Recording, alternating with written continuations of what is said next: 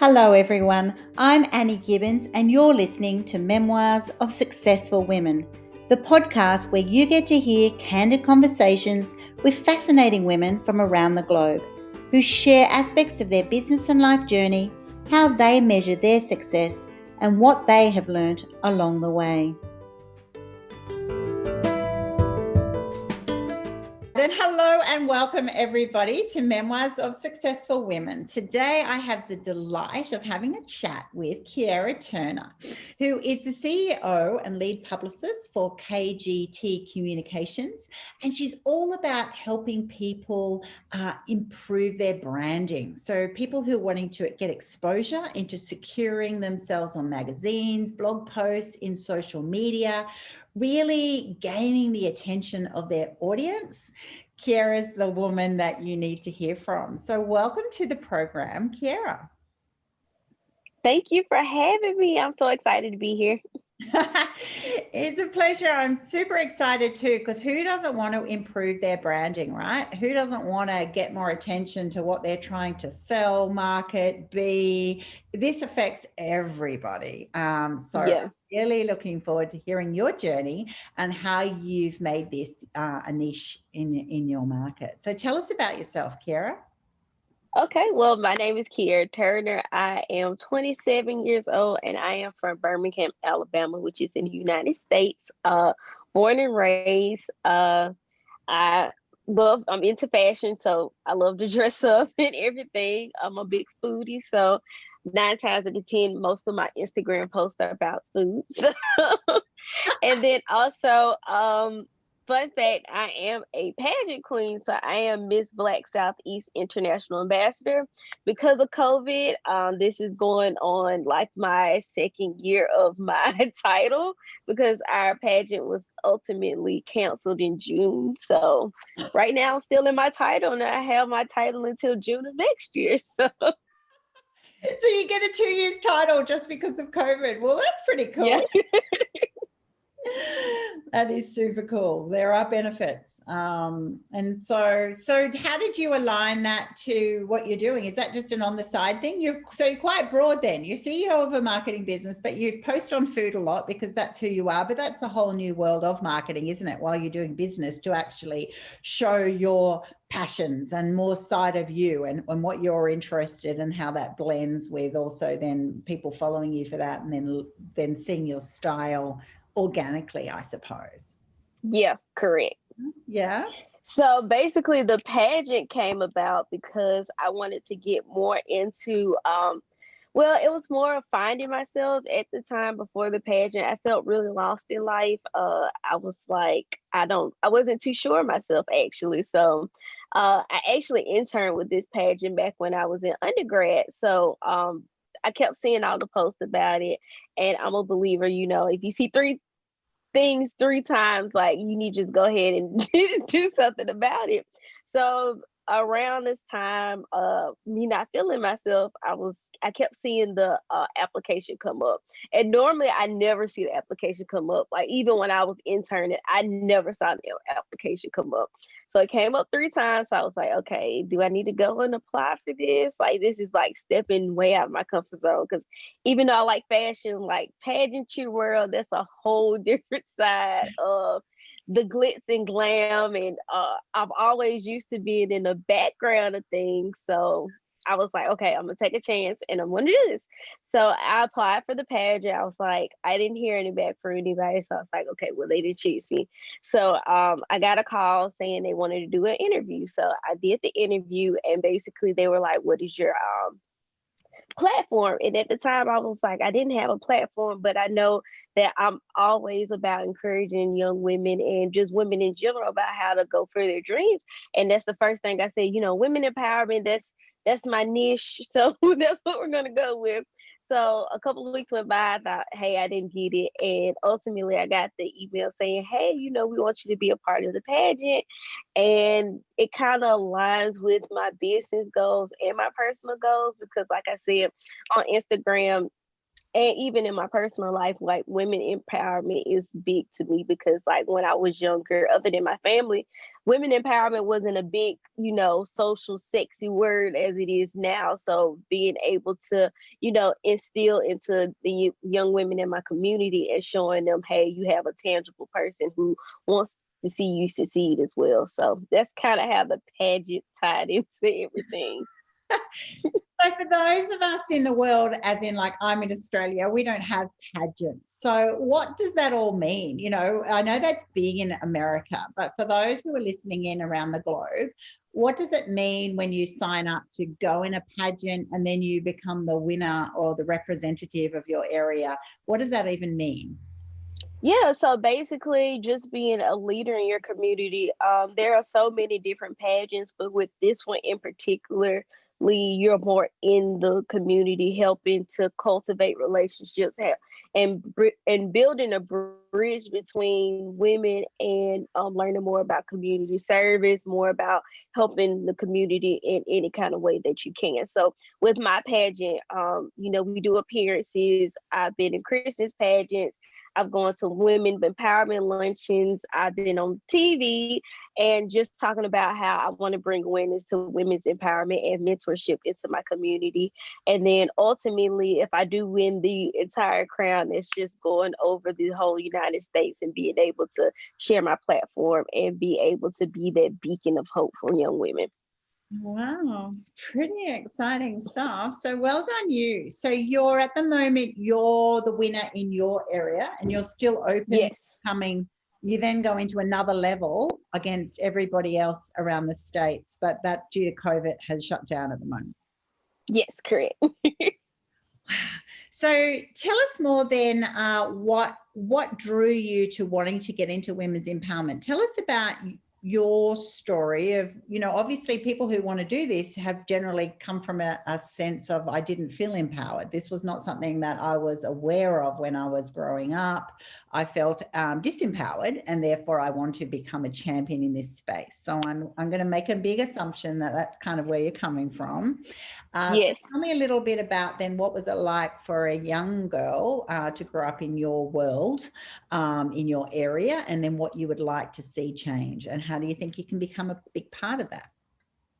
Yeah, so basically, I would say most of my childhood, I did have women in my life that, empowered me on the back end, but within career and college and things like that, everything that I went into was mostly male dominant. When I first started college, I was a biology pre-med major, so very, very male dominant. So I never had a mentor, in that space who was a woman who would say, hey, you need to do this, you need to do that.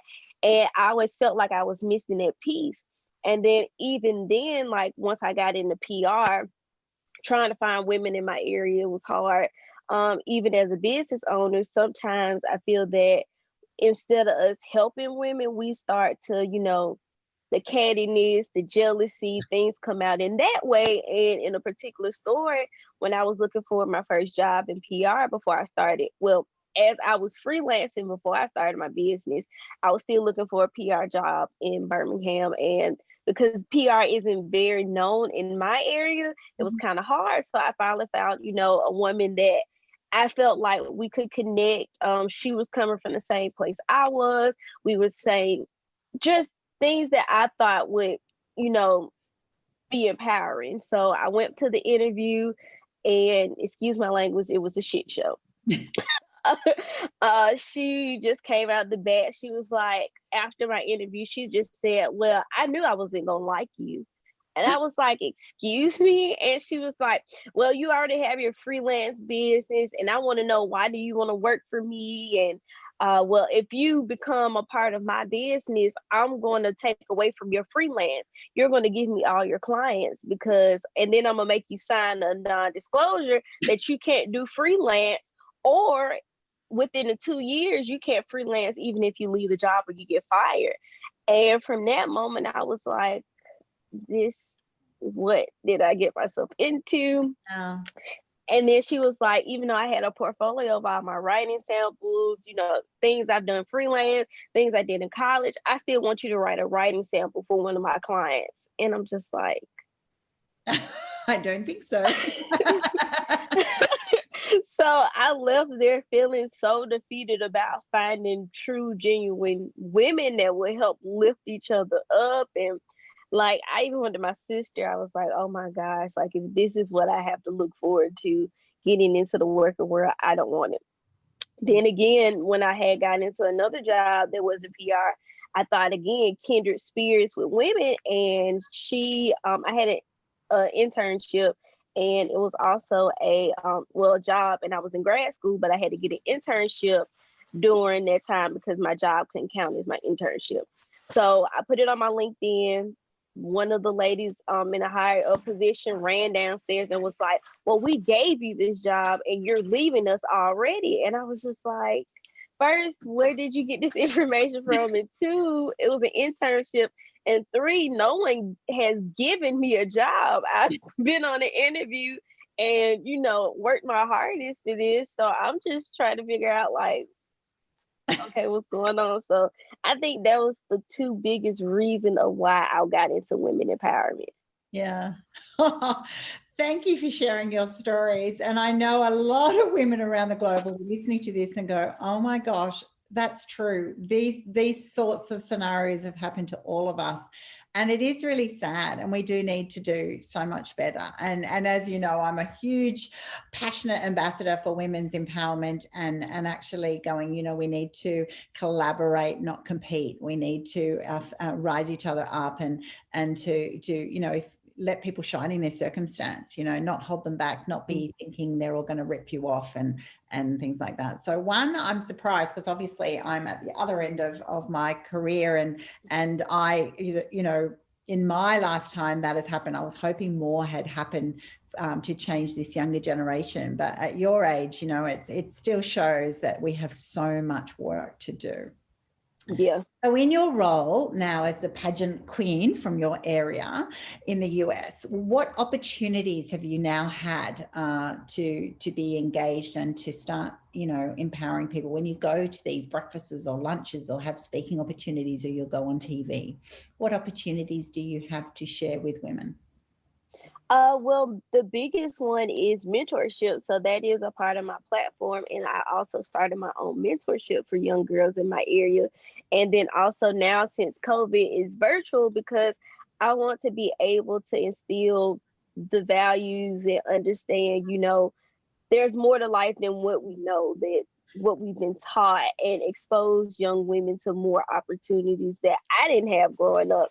So basically, we meet once a week, and I have different guest speakers that come in, and we just sit on Zoom and chat about like life. We talk about different career opportunities, and the most thing I'm trying to get to them to understand is that they have someone in their corner, that I want to be an advocate for you. I want to be able to go to a company and they be like, hey, well, I need such and such. And I'm like, hey, well, I have this mentee that does that. So I really want to be able to give those opportunities to young girls, because I know growing up, I didn't have anything as extension as that. Like, I had to do everything myself. And I want to be able to, take some of the burden off of them and also be able to help empower them for the next generation coming up to, give back to them too. Yeah, and I love that about you, and I love that about women who take on that mantle. That's right. And whatever age you are, if you realize that you're in a position that you can actually just be that hand, that leg up to other women who are, wanting to take these next steps but don't have yet the confidence or the experience, and whereas you can actually go, because of my experience or my opportunities or my networks, I can actually help you make that happen, and we can actually do it together. I'm not your competition. I'm not here for alternate reasons. I actually just want you to thrive and grow your skill set in this area. And I think that is just so awesome. So tell me about tell me about the ladies first before we move on to your business. What are their biggest challenges? So those women who are now, you're helping them in your role, what are their biggest challenges to be able to take that next step?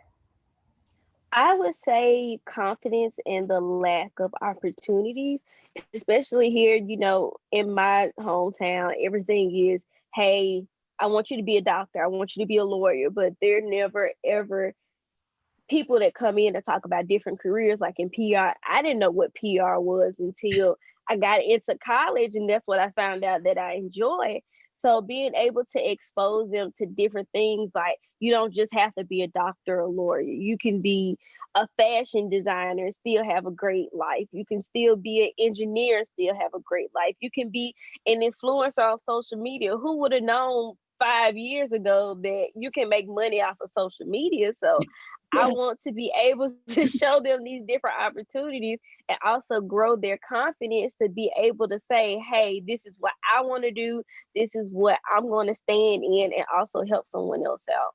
Yeah, and to help them know, what does that mean for them? That's right. In this time on the planet, you can actually do whatever it is you want. And a lot of people, it's actually just getting them to a mindset that they can imagine what are all the opportunities, and then what resonates with me. What what could I study? Or also, if you study something and it's not your thing, to realize you can actually then just study something else, move on. You don't have to get locked into a career or a program for someone else's reasons or purpose. That I think you're definitely from that new generation of, it's got to resonate with you personally. Yeah. Tell us all about your marketing company then. So you went off to university and you did marketing and social media. So, funny story, when I went off to undergrad, I didn't start in PR and marketing. I started as a biology major. And everything was fine, but I just never felt fulfilled in that aspect. Like, I like biology, I like the whole science behind everything, but it just didn't feel like this is my life. But like you said, opportunities and, hearing it. And then my mom always wanted me to go to medicine. So I was like, I'm doing this for her. Yes. And ultimately, when she passed, it was just like, I don't know what else I'm going to do. Like, I hate medicine. The whole reason why I was doing medicine, it was because of her. Yeah. And so what am I going to do with my life now? And by this point, I'm a sophomore going in my junior year. I've taken all these biology courses, and my advisor is looking at me like, here, this is your junior year. You're going to change your major and not graduate on time. And I'm just like, at this point, I don't care about when I graduate. I have to find something I feel fulfilled about. So going on with her, just finding out things like I like, which is, reading, writing, creating stories, things like that. And she was like, well, take this communications class, which was intro to PR. And she was like, it still counts as credit, but maybe this is something you will enjoy. So I took the intro to PR class and fell in love with it, and changed my major that day to communication studies with a minor in PR and sociology. I love that journey, because I think women around the world will have had that moment. And I've interviewed a few on my program that, that's right. You're doing a course for someone else's reasons, and they're beautiful. It's a beautiful career. You could have become a doctor. You could have done what your mum wanted. You were already well into, all of your study and everything was in the sciences. And, it doesn't mean that you didn't have capacity, but suddenly an event happened, which unfortunately your mum passed on. And so for you, it was a time to actually stop and reflect and went, it's almost like I can imagine those moments of, do I keep doing it for my mum even though she's passed? Do I keep doing it because I've gone too far? But you're still at such a young, tender age. But at that age, you're also going, but I've invested so much, it feels like a lot. But in the scheme of life, it's not. And then to be able to I think it's very brave, it's very bold to then be having those conversations, because I can imagine at the university, all those older folk are still saying, hey, just finish it. They were like, you already taken most of your science classes, you might as well just graduate with go to med school. And I was like, I would hate my life at this point if I would continue knowing this is not what I want to do anymore. Yeah, exactly. Because the previous generation, and I grew up in that generation too, it's kind of like going, but just finish it for the sake of finishing it. Whereas that's where there's a real change now. I'm going, yeah, that's right. But you actually went and said, yeah, but I was miserable. I could do that, but it's just not my thing. And then that feeling, and you can hear it in, you know, you can even see it. I can see it in your face, your body language. And then suddenly you discovered that communications and the creative and areas that you didn't even know about this qualification. And then suddenly it's like, yeah, I love it. I love it. I love it. And then now, you know, look at that just a few years later, you know, you're smashing it. You're happy, you're thriving, your business is going, you know, great. You're able to use your personal passion, you know, through the pageantry and through wanting to mentor younger women to be able to then sort of link that with your community, you know, the area that actually is a perfect fit for you. Yeah. Yeah. So now you're established, what was your experience then once you qualified of setting up your own business? You know, did you have help in that or did you have to learn that yourself? Nope. No one in my family started a business, so I was out on Google trying to figure it out. And what led me to start my business was because I couldn't find a job in my field and I didn't want to move just yet. You know, I was fresh out of college. I didn't have any cash to just up and move to like New York or California where PR is big. So I knew we had PR firms here in Birmingham, but I wanted to apply those, get myself established. And then if I decided I wanted to move on, I could move on. Yeah. So this is 2016. I started working at a hotel straight out of college, and I was like, I was going to build my way up. And 6 months in, and I was like, I can't do this. Customer service, I understand. I've been in retail and customer service most of my life, but I just couldn't do it anymore. Wow. Then I ended up getting into a job with trucking, with recruiting and all that.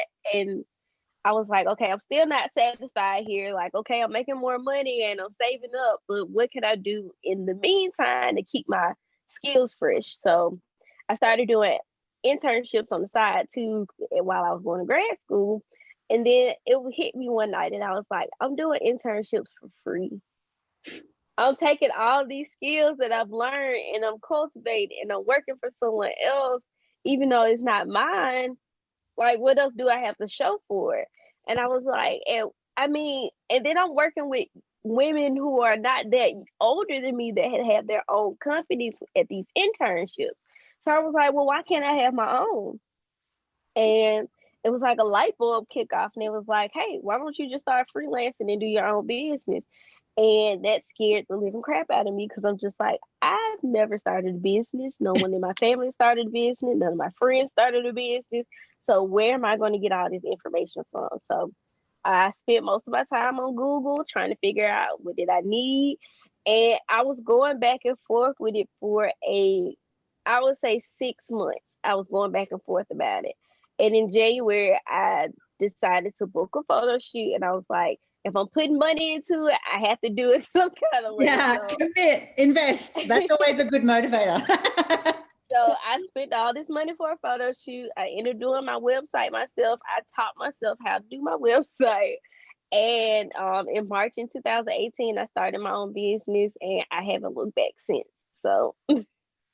Wow. What was the biggest learning there? You know, and did you have any epic fails? Ooh, I had the first 6 months, I was just offering my service for free to different local businesses here in Birmingham. And the biggest lesson I learned is people will take advantage of your kindness in business. And I had to stop being the soft-spoken person that I was and to say, hey, I'm not going to keep on doing everything for you because I had so many people, can you do this? Can you do my website? Can you do my social media? Can you do this? And it's like, I'm doing all of this for free because I want to build up my portfolio. Yeah. And I was like, I'm still back at square one where I started from. So I was like, I can't keep doing this. So that was my biggest lesson, like, charge what they're worth. Don't be afraid, even when you first start your business, to charge because people will take advantage of you. Yeah. In your situation. They so will. They so will. So it's a catch-22. And I know a lot of people I've coached have had that same sort of experience. And I did that originally as well. Of, you just want to, there's a fine line of you want to establish yourself. So you want to have enough in your portfolio. You want people to have known that you've worked or done certain pieces of work or had certain clients or whatever. And that is necessary, but you can be quite intentional and set limits on how much you want to do in that way, right? But what we can often do is you suddenly go, yeah, you forget about that. You just start being overly generous, or you become, which is a bit more desperate. It's less, it's less intentional. And also, as you've said or referred to, it really does devalue your expertise, and that's right. Anyone takes a freebie, and it's almost like even if it had $1 to it, if it had something to it, we'll then find. It's like a sieve, right? It actually shows who's interested. And then you can do something that I could give you free this amount. However, after that, I'd need to charge you whatever, or also make a call and go, well, my value is X dollars, and that's what it's going to cost. So I think that is, it's a hard learning, isn't it? Yeah. It's really hard, because you suddenly go, oh my gosh, I've gone into this business to create this amazing business and to give myself flexibility and time and confidence and all these great things. And then it's very easy to get a sense of exhaustion and overwhelm because you're doing all things to all man and then getting no reward for it.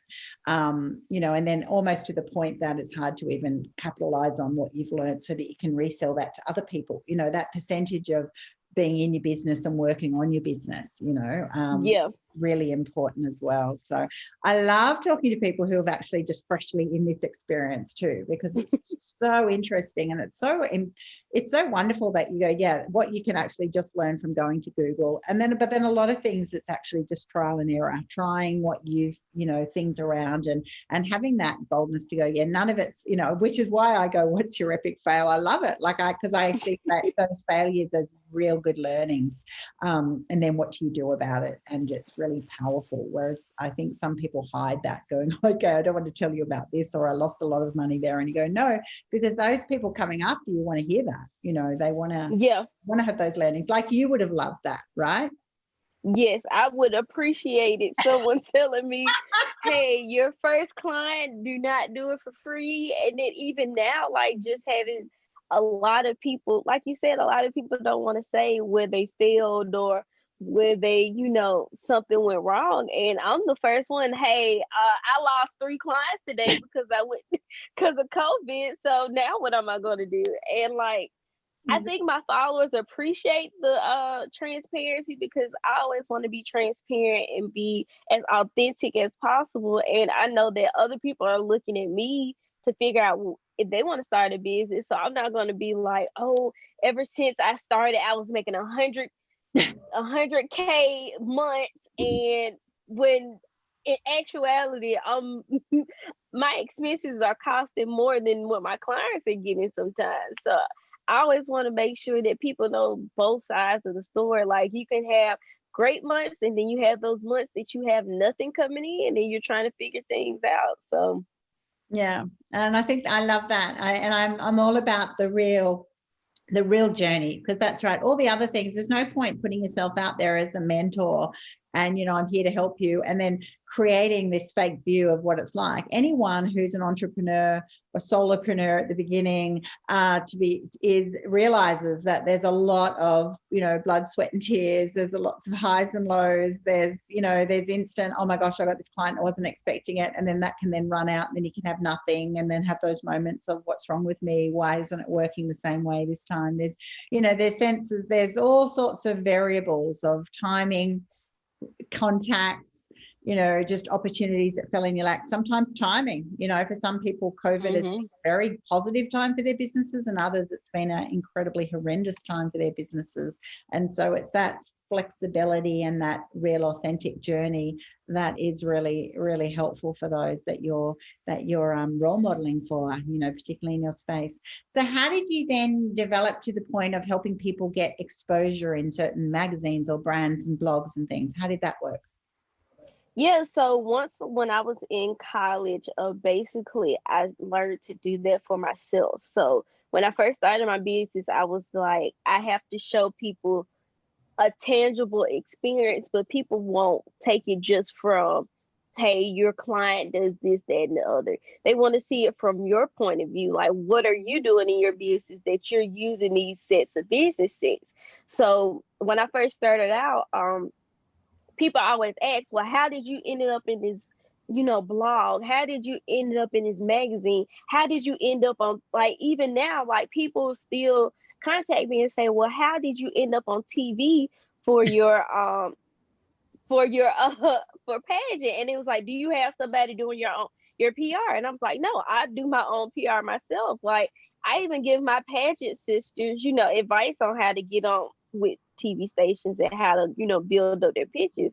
So through that experience and through just being on Instagram a lot, I would showcase, hey, this is what I did to get in my magazine today. So these are the tips. So I do give out a lot of free advice because I do want people to know about PR, because a lot of people do mistake PR, marketing, and advertising as the same thing, and they don't understand or differentiate from each other. So I feel like with myself, my business, and myself tangibly with my pageant, I can show them what PR is and being able to show how authentic it can be, as opposed to just someone paying me just to do their PR. Because it's just like, you can do it for someone else, but can you do it for yourself? Yeah.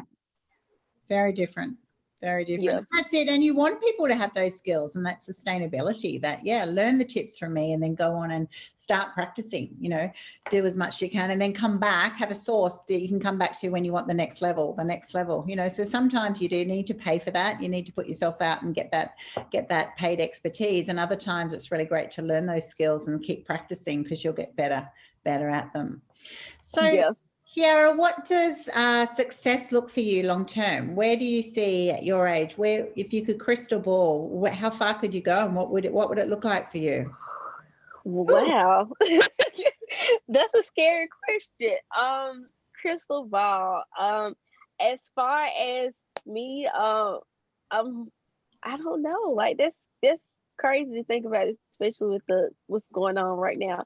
But within the next 5 years, I do want, my business to grow so I can be able to bring on other young women into my business so they can have an opportunity to learn about PR, learn about social media, and just being able to step more out of me being so hands-on inside the business and being the CEO in the business and overseeing everything. Hopefully, fingers crossed, like, I do have a 9-to-5 that's in PR too. So hopefully in that realm, I'm able to become a director in my division. We're going to speak this into existence. So being able to do that. And then also success just means me being able to touch at least one woman with my mentorship, be able to give scholarships through that point, and be able to fund someone's dream from starting their own business or going to college.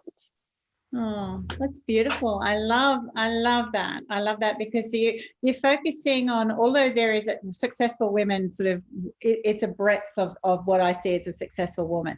So one, it's the boldness to go, okay, well, that's right. Even though the circumstances are pretty hard, particularly in the US at the moment. So it's instantly, I can feel that pullback of, oh my gosh, like, well, I used to have these, I could probably say what I wanted a year ago, and now I'm like, oh, what's possible?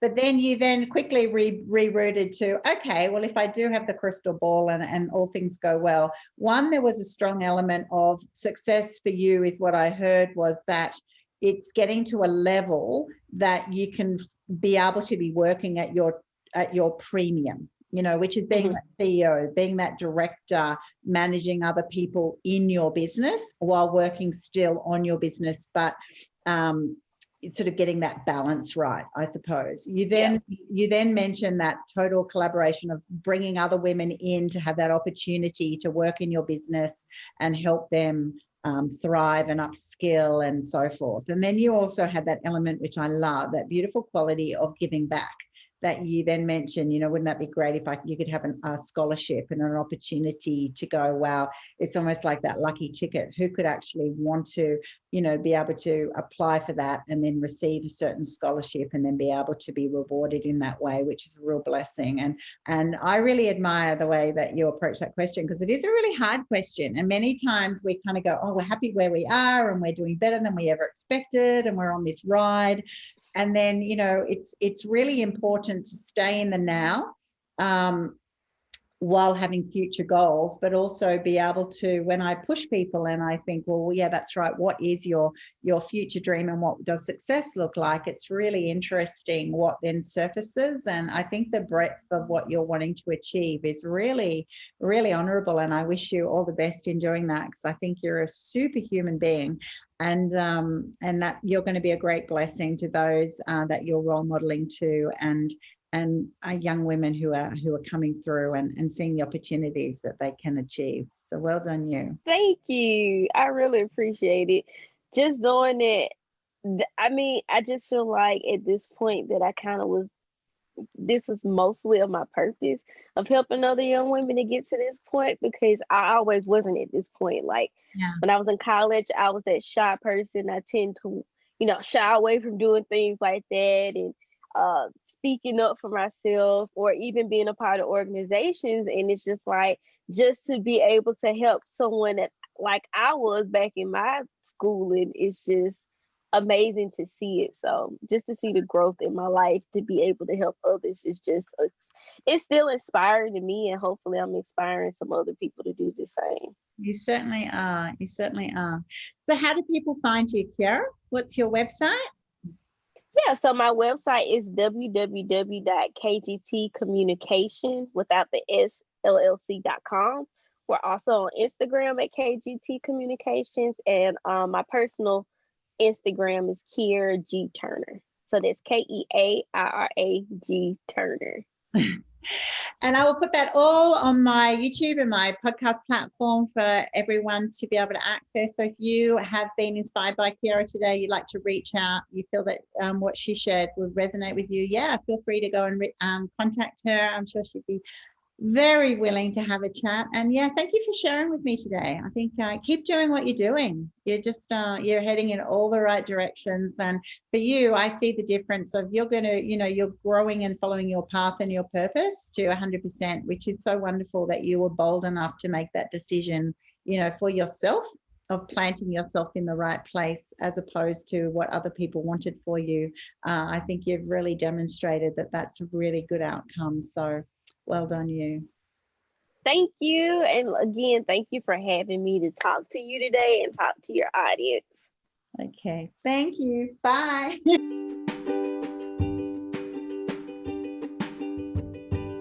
Thanks so much for listening to this episode of Memoirs of Successful Women. You can find me at anniegibbins.com, where you can download my free resources, get connected on social, and check out my online magic transformation program. If you love this show, feel free to subscribe to future episodes, and of course, share it with your friends. I'll see you again soon, and until then, happy podcasting.